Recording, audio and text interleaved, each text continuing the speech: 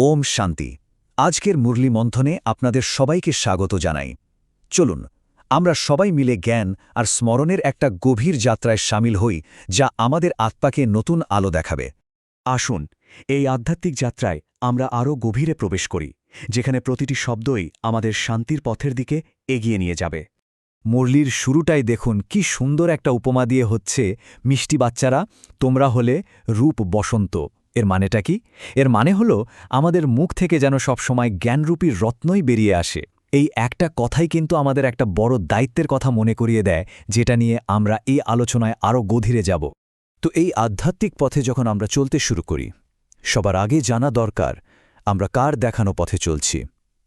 একজন নতুন মানুষের মনে যে প্রথম প্রশ্নটা আসে তা হলো, আমরা আসলে কার কাছে এসেছি?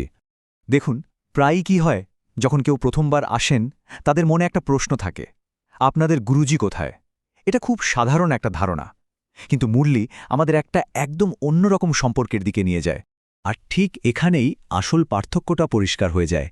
আমরা হয়তো একজন গুরুকে পাওয়ার আশা নিয়ে আসি, কিন্তু বাস্তবে আমরা একটা পরিবারের অংশ হতে এসেছি। এটা কোনো প্রথাগত গুরু শিষ্যের সম্পর্ক নয়। আমরা এখানে একজন পিতার কাছে এসেছি, যেন অনেক দিন পর নিজের ঘরে ফিরে এলাম। মুরলী আমাদের এই দৈবী পরিবারটার একটা দারুণ চিত্র তুলে ধরে। সবার উপরে আছেন পরমপিতা শিব, যিনি আমাদের সকলের দাদু, মানে সমস্ত আত্মার নিরাকার পিতা। তারপর আছেন প্রজাপিতা ব্রহ্মা, আমাদের লৌকিক পিতা, যার মাধ্যমে আমরা উত্তরাধিকারটা পাই। আর সবশেষে আমরা ব্রহ্মাকুমার ও কুমারীরা, সেই আধ্যাত্মিক সন্তান যারা দাদুর কাছ থেকে নিজেদের অধিকার বুঝে নিতে এসেছি। আর এই যে একটা অসাধারণ সম্পর্ক, এটাকে বোঝানোর জন্য একটা বিশেষ শব্দ আছে, বাপ দাদা। এটা হলো নিরাকার পিতা অর্থাৎ বাপ এবং সাকার দাদা অর্থাৎ ব্রহ্মা, এই দুজনের মিলিত রূপ। আর এই রূপের মাধ্যমেই জ্ঞান আমাদের কাছে এসে পৌঁছায়। আচ্ছা, তাহলে প্রশ্ন হল, এই বাবা আমাদের উন্নতির জন্য ঠিক কী পথ দেখান? মুরলী বলছে, এই যে আমাদের পরিবর্তন, তার দুটো প্রধান স্তম্ভ আছে। একটা হলো জ্ঞান আর অন্যটা হলো স্মরণ। এই পথের দুটো মূল ভিত্তি, জ্ঞান আর যোগ। মুরলীতে খুব সুন্দরভাবে বলা হয়েছে, জ্ঞান হলো এমন একটা জিনিস যা আমাদের আত্মারূপী পোশাকটাকে রঙিন করে তোলে।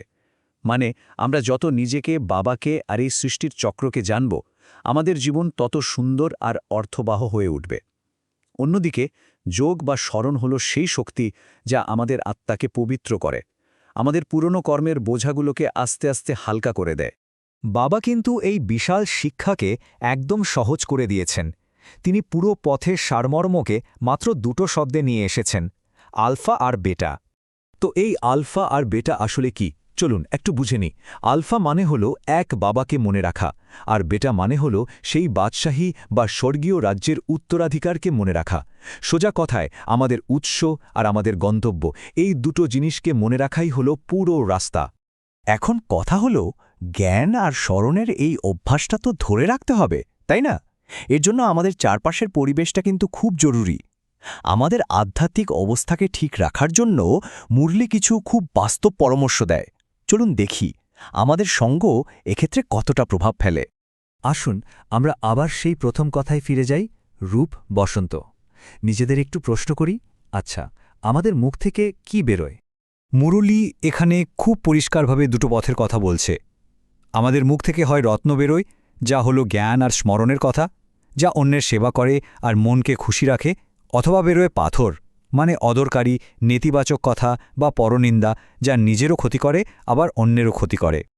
তো প্রশ্ন হলো, কি করলে নিজের এই অবস্থাটা স্থির থাকবে? মুরলী আমাদের একদম স্পষ্ট পথ দেখাচ্ছে।